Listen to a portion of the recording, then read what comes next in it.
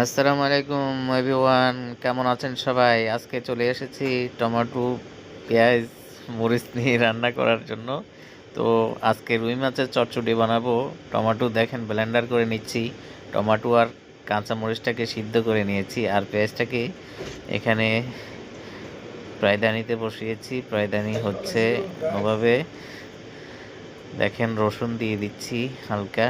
এটার সাথে আমি মিক্স মশলাগুলো দিয়ে দিচ্ছি, হালকা হলুদ, মরিচ, গরম মশলা, জিরা, সাথে সবগুলো মিক্স করে আমি একটু এটাকে জোশ করে নিয়েছি। এখন দেখেন ব্লেন্ডারের যে মশলাটা, এটা এখন ঢেলে দিব।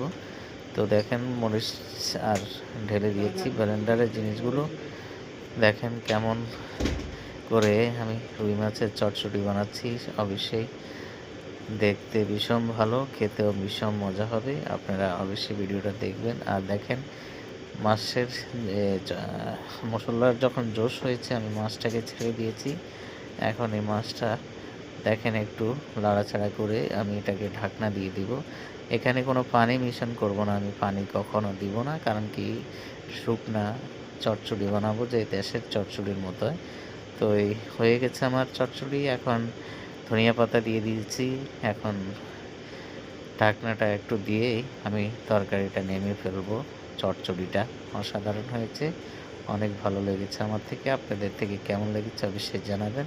আর ভিডিওটা ফুল দেখবেন, দেখে স্কিপ করবেন না, স্কিপ করে কখনো কমেন্ট করবেন না। ভিডিওটা পুরো কমপ্লিট